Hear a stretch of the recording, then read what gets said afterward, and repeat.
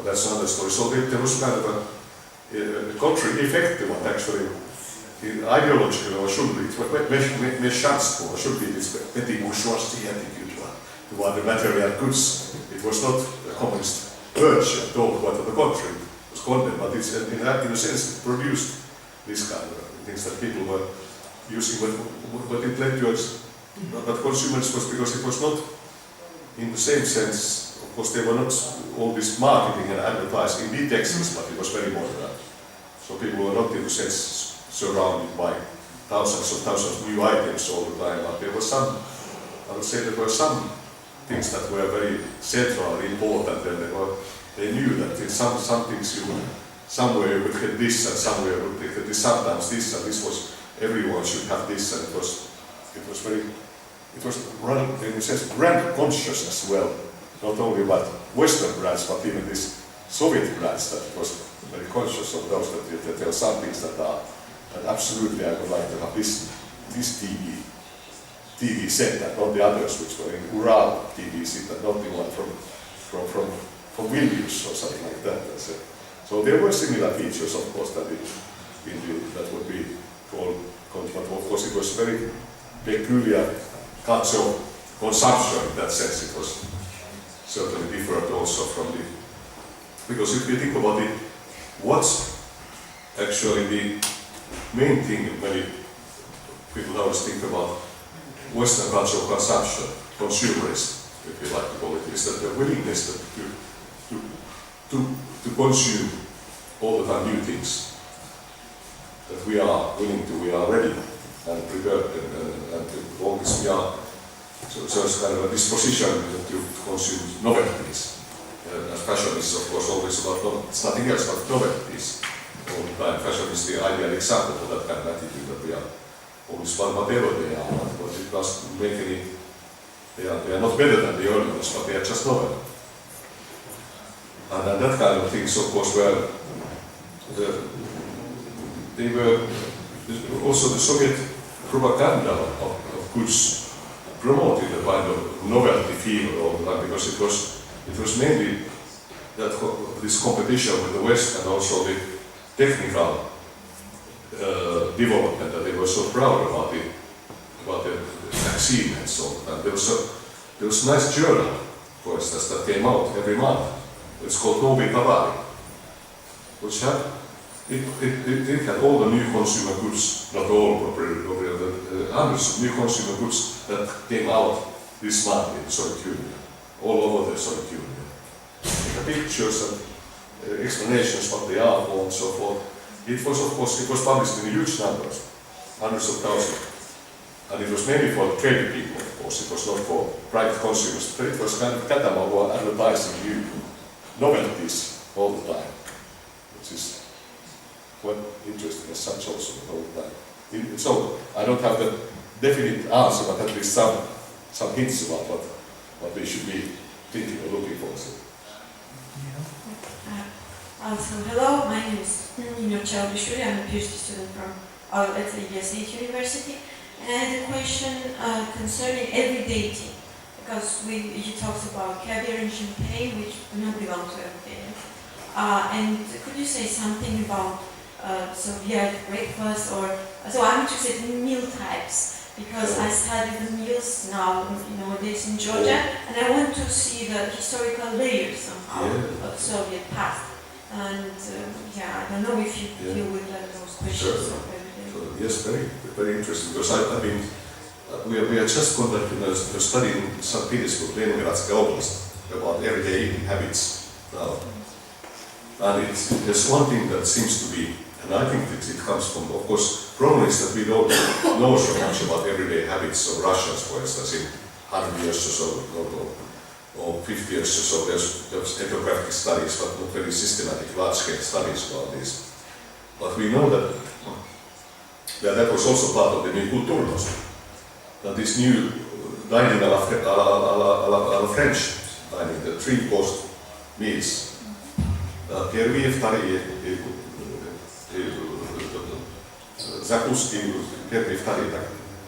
Which was on every canteen in the Soviet Union, all factory canteens, all schools, universities, always had these 3 or 4 courses, even for lunch.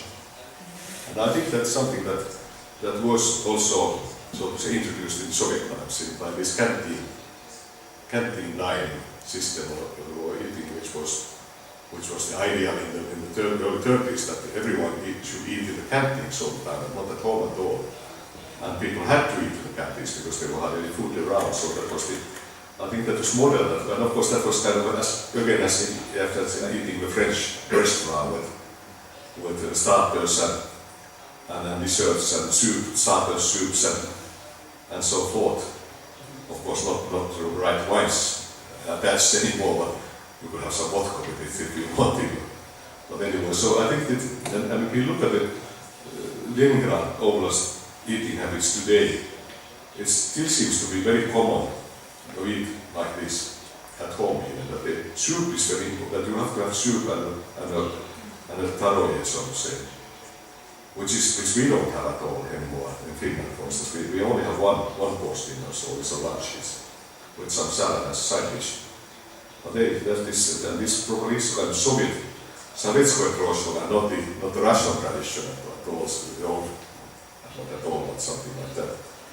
And this was, if you look at it, there's a nice book, as you probably know, the Kniga Вкусную хорошую пищу, which has all this recommendation. It has a list of ideal menus for every weekday, for instance. And it has always this standard pattern of 3 courses or 4 courses for everything, and dishes that are still very common in Russia, for instance, that you can find everywhere. So I think there's a risk in kind of that the idea of Sovietskaya kulturnost still lives somehow, at least in the Leningradskaya Oblast, in these respects. How long is another thing, but you know they open in Leningrad, some places they have a lot of, there's a change of canteens again, that are sell this Soviet food now, the Soviet style food, very good soups and everything, very cheap, but they have fast food restaurants that are exactly like that, going back to university canteen in the 70s in Moscow University, a bit more cleaner and nice nowadays, and even folks, but they have the same menus again, and they seem to be very popular, and they're very cheap too. So I think it will be very, very interesting to know how the Georgian cuisine was always a bit different, and you seem to have preserved a longer time this kind of fashion of serving all the foods at the same time on the table. That there's not a clear order of starters first and second and so forth. It's all often brought to the table at the same time as it used to be in the Middle Ages everywhere in Europe, even in higher courts. But it is an interesting question, of course, as you know, then, but the system of, because all these republics had the national poets and the national composers and so forth, so they also had the national dishes, which were known all over the Soviet Union. So, of course, Caucasian, Georgian dishes, there were some that were typical, and they were, in every Soviet city had almost a restaurant Kafkas. Moscow had several, Tabaku, Arakli, and Yerevan as well, but most had only one Kafkas, which covered the whole region. And it always had a standard, of course, shasliki and things like that, and some other things that Julia gave up, Chibet, Babaka, and so forth on the list. But those were the system of national restaurants, which for every nation, which represented the kind of stereotypical cuisine of every region. They were created in the 50s in Soviet Union, not before the war.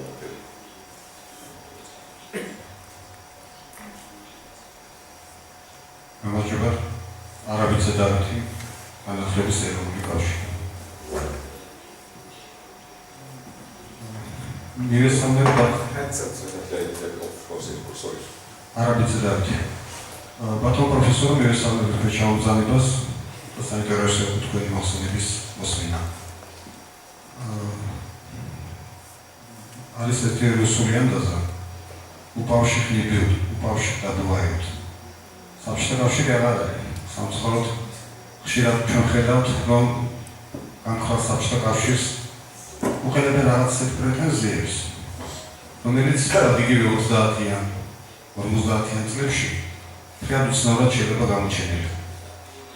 ჩვენ ვიცით, რომ 30-იან წლებში ევროპის ცენტრში ადამიანები დაახარისხეს. მთელი ერები გამოცხადდნენ არასრულფასოვან ერებად, რასობრივი კოდექსები იქნა მიღებული. ევროპის ცენტრში შეიქმნა უზარმაზარი სამხედრო ძალა, რომელიც საბჭოთა კავშირის წინააღმდეგ იყო მიმართული და საბჭოთა კავშირს სხვა არჩევანი ალტერნატივა პერიოდში არ ჰქონდა, ის მოდას ვერ გამოეკიდებოდა. ანალოგიურად 50-იან წლები რო აღვთ. ჩვენ ხედავთ, რომ საბჭოთა კავშირი სამხედრო ბაზების ალყაშია და მის ქალაქებზე დამიზნებული 2, 3 და 4 რაკეტა. ბირთვულია. რაც შეეხება უძრაობას. მოდით სიმართლე ვთქვათ, მაგალითად, უძრაობის 18 წელიწადში თბილისში აშენდა 22 მეტროს სადგური.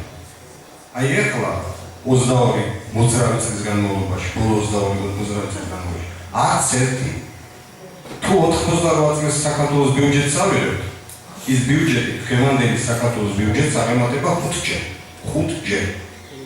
მაგალითისთვის მოვიყვანო 87 წელს, როდესაც საქართველოს ავღანეთის პრაქტიკას პროვინცია აიყვანა შეფობის დღეებში, მან შეძლო საქართველოს 5 მილიონიანი რესპუბლიკა შეძლო 3-ჯერ მეტი მატერიალურ ფინანსური რესურსის შეტანა, ვიდრე უზბეკეთმა. რა თქმა უნდა, საბჭოთა ადამიანი სპარტანულ პირობებში ცხოვრობდა. მაგრამ უნდა გავიწყდეთ, რომ საბჭოთა ადამიანს უხდებოდა ძალიან ბევრი ამოცანის გადაწყვეტა, როგორც იყო ინდუსტრიალიზაცია, კულტურული რევოლუცია. 12 წელიწადში, მაგალითად საქართველოში 21 წლიდან 33 წლამდე 12 წელიწადში მოსახლეობის 100%-მა წერა-კითხვა ისწავლა. და 20 წელიწადში საქართველოს მიიღო მეცნიერებათა აკადემია თავისი სამეცნიერო კვლევითი დაწესებულებები. და ბოლო 20 წლის განმავლობაში ჩვენ ეს ყველაფერი დავდაგეთ. მე მაქვს ასეთი შეკითხვა. პარალელს თუ გავავარდეთ იმ პერიოდის ევროპასა და ჩვენ ცხოვრებას შორის. ბევრ ქვეყანაზე შეგვიძლია ვთქვათ, რომ იქ მოდაზე აცნებდნენ ადამიანებს, ვთქვათ, ფრანკოს რეჟიმის პირობებში, სალაზარის პირობებში, ინა ბენიტო მუსოლინის პირობებში, თუნდაც საფრანგეთში და ბრიტანეთში. საფრანგეთის და ბრიტანეთის კოლონიებში ადამიანები მოდურად ჩაცმული დადიოდნენ. კიდევ ერთხელ მიგორებ, საბჭოთა კავშირის ნოსტალგია არ აქვს, მაგრამ მოდი სიმართლეს გავამბობთ. მადლობთ. თქვენ გასულ.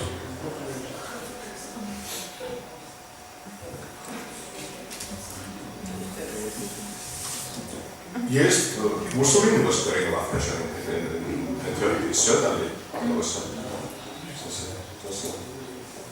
And to some extent, Spain, probably not.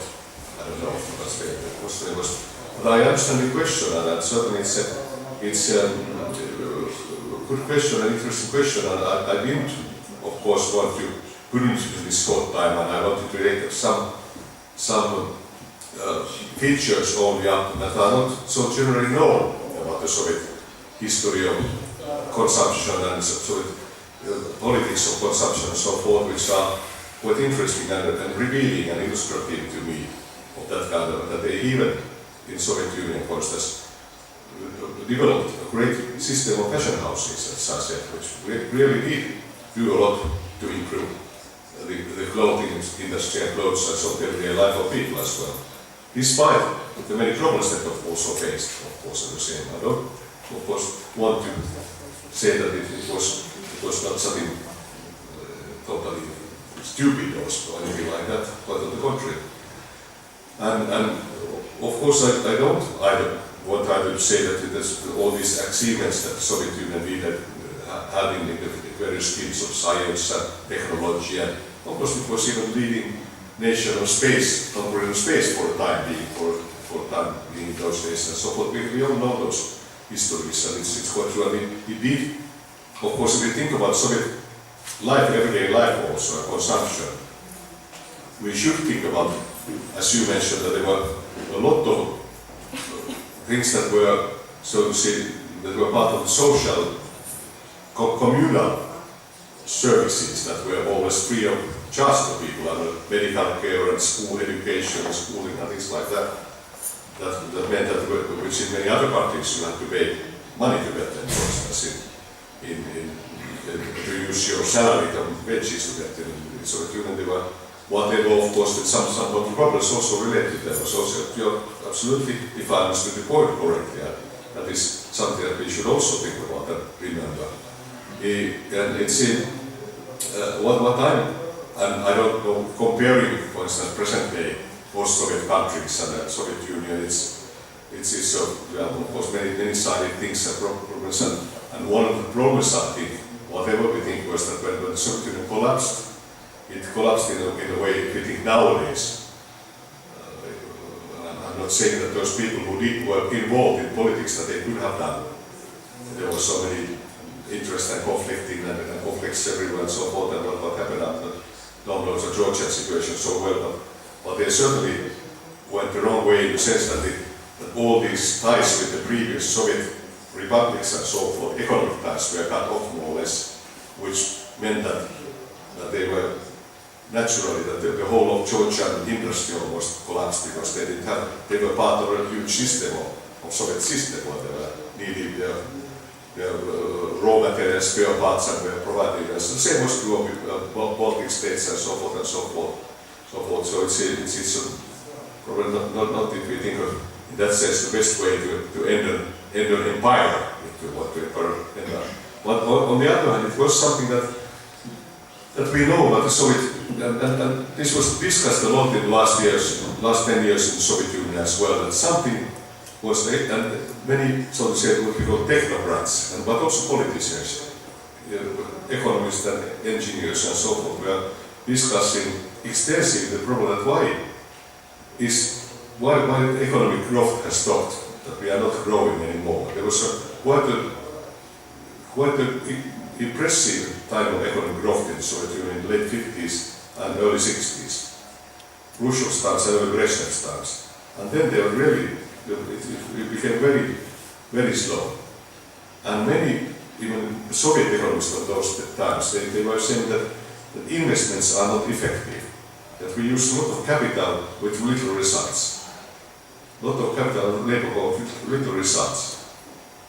And there was very little, they were very worried about technical innovations as well, that there were too little technical innovations, so they were not, or they were of course science. There were a lot of scientific discoveries, but they didn't result in technical innovations that would have been useful in economy to the right extent. And I think that's also something that really was one of the whole atmosphere among those. I think that Soviet Union somehow, of course it's a big issue and I don't have to real answer that, but why it's still a very important question and issue, why it ended, why it collapsed. Rather, so to say, without any external power occupying, attacking, or without any civil war or something like that. There were local fights, but not very much and so forth. It's just somehow it's just as if the air had went out of the balloon, more or less. That people were we want or the reforms went, well-meaning reforms went too long in the sense also that says from the point of view of preserving the social system. There was also the question of how much leeway to give to the private enterprises. This was always the economic reforms always concerned how much liberty of decision and investment and so forth give to the private enterprises. And if you give too much, they start behaving like capitalists. If you give too little, then it does make the system work. Well, it's a big question, of course, as you know. It's just some thoughts that your interesting comment raised in my mind. My English is not so good. I prefer to speak Georgian. საქართველოსზე შეიძლება ითქვას, რომ კვებაში ქართველები არიან უფრო კონსერვატიულები ვიდრე ჩაცმაში, ჩაცმულობაში. თუ ავიღებთ ვთქვათ საბჭოთა კავშირამდე პერიოდს და გავაანალიზებთ, ხომ, საბჭოთა კავშირამდე პერიოდში, ვთქვათ მე-19 საუკუნეში ძალიან დიდი იყო ევროპული კულტურის გავლენა ჩაცმულობაზე. აი მე ნაკლები მაქვს ფოტოები მე-19 საუკუნის და ქალების და მამაკაცების ჩაცმულობა და მინდა გითხრათ, რომ ძალიან დიდია ევროპული კულტურის გავლენა, განსაკუთრებით მე-19 საუკუნის 50-იანი წლებიდან. რაც ეხება საბჭოთა პერიოდს, არ შეიძლება ანალიზის მიღმა დავტოვოთ ისეთ ფენომენი, როგორიც იყვნენ სპეკულიანტები, ანუ ვაჭრები. როგორც პროვინციულ კულტურაში, ასევე თბილისის კულტურაშიც სპეკულიანტები იყვნენ ძალიან მნიშვნელოვანი ადამიანები ჩაცმასთან დაკავშირებით. ესენი იყვნენ არტ ჯგუფები, ვთქვათ, რომლებიც მოგზაურობდნენ ევროპაში და სხვა და ჩამოქონდათ ეგრეთ წოდებული შმოტკები, ანუ კარგი ტანსაცმელი, ევროპული ტანსაცმელი და ხალხი თბილისში სერიოზულ ფულს ხარჯავდა იმისთვის, რომ ეს შმოტკები შეეძინათ. ეხლა რაც ეხება პროვინციას, მე პროვინციელი გოგო ვარ, იქ დავიბადე და გავიზარდე, ამიტომ მე თვითონაც ძალიან დიდი დანახარჯები მქონდა განსაკუთრებით მას შემდეგ, რაც კეკლუცობა დავიწყე. ანუ რაღაც ასაკის შემდეგ, აი თინეიჯერობის ეპოქაში, ვთქვათ, პერიოდში ძალიან სერიოზული ფული იხარჯებოდა ქუთაისში, ვთქვათ, მე იქ დავიბადე და გავიზარდე, ებრაელებში, რომ ებრაელები იყვნენ ძირითადად, ასე ვთქვათ, შემომტანები, აი ამ კულტურის და კიდე იყო ქუთაისიდან ოდნავ მოშორებით კომპაქტურად ებრაელებით დასახლებული კულაში, ესეთი სოფელი, სადაც თავმოყრილი იყო, ასე ვთქვათ, აი სპეკულიანტების დიდი რაოდენობა და ძალიან სერიოზული მოძრაობა მიდიოდა ამ კულაშიც და ქუთაისშიც, აი ამ, ასე ვთქვათ, მოდური ტანსაცმლის შესაძენად. ცხადია, აუცილებლად გასათვალისწინებელია, რომ ამის ფუფუნება არ არსებობდა თუ კლასების მიხედვით ვილაპარაკებთ, ვთქვათ, მუშათა კლასში, ან გლეხობაში, სოფლის კულტურა, რურალური კულტურა, ბევრად დისტანცირებული იყო, სოფლის არისტოკრატიაზეც რო ვილაპარაკოთ, მათაც კი არ ჰქონდათ საშუალება იმისთვის, რომ შეეძინათ ეს ნივთები, თქვათ, თუ ტანსაცმელები და ასევე ძალიან მნიშვნელოვანი ფენომენია ამ ანალიზისთვის ეგრეთ წოდებული რამდენადაც შესაძლებელი იყო underground ჯგუფები.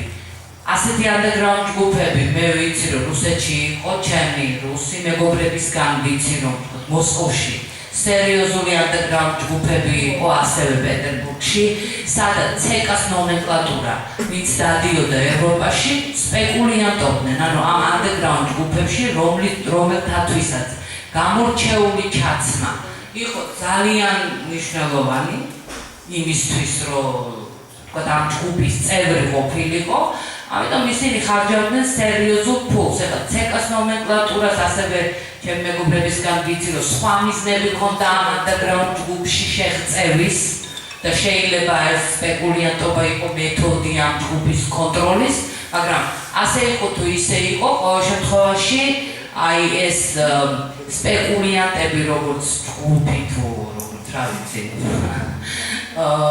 კლასი სერიოზულ გავლენას ახდენდა ფეშენის სახეზე, ასე ვთქვათ, საბჭოთა კულტურაში. Yes, thank you very much for this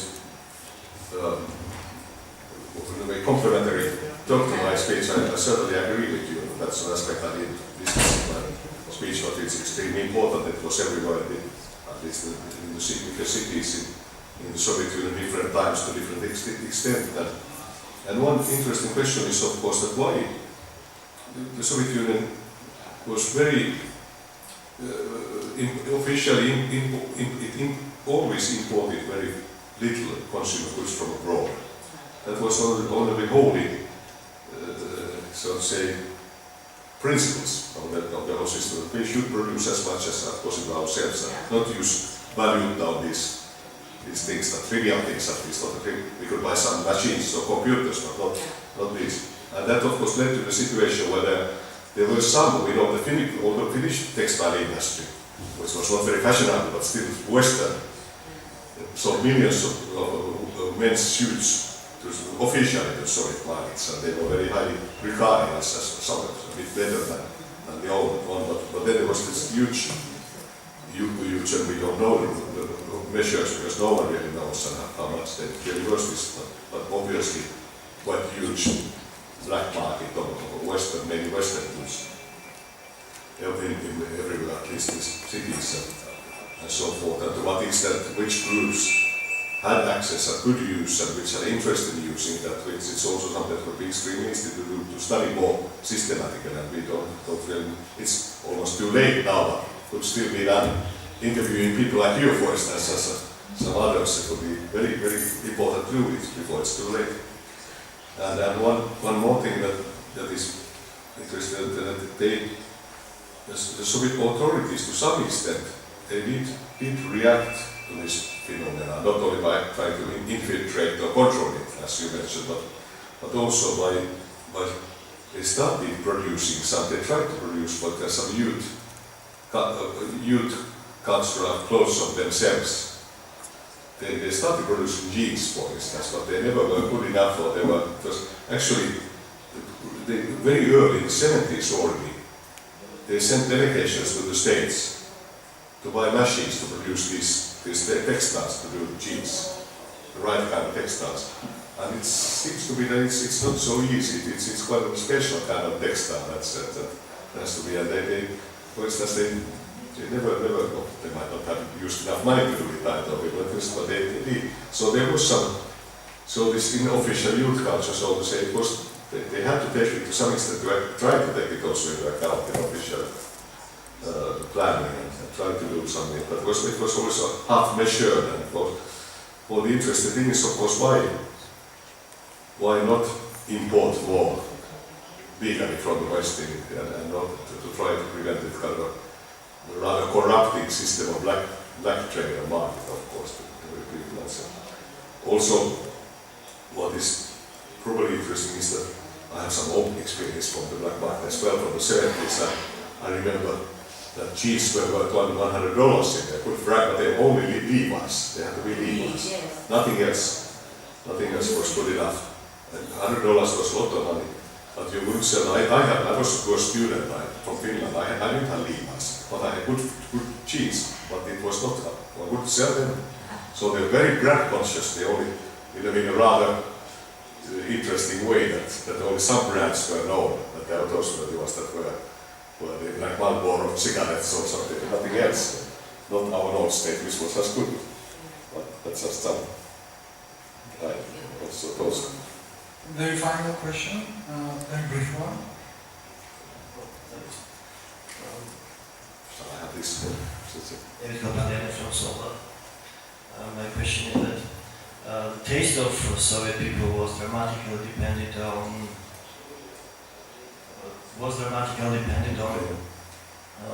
ideology, and determined from above. And changing tastes as well was dependent on changes in ideology or changes in Soviet leaders. But was there any changes which was in taste which was coming from below and wasn't dependent on regime or ideology?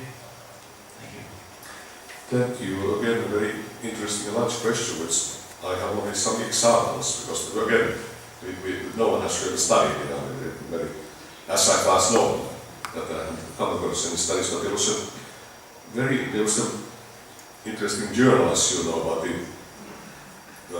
Decorative Iskustva, which was a design journal, which came out every month in the Soviet Union. Quite a nice journal, which had a lot of articles about fashion also in the 70s, 60s and 70s, reported fashion, even on Western fashion articles. And it has one very nice article about street fashion in Moscow, which is very rare from that kind. It really, with pictures of ordinary people even on Moscow streets, dressed as they were. And of course all the other pictures are always for fashion shows or mannequins and models, and not from ordinary people in these journals. And it mentions that we have one specific thing that's the really Soviet kind of fashion. So it's this knitting that you need your, how to achieve it,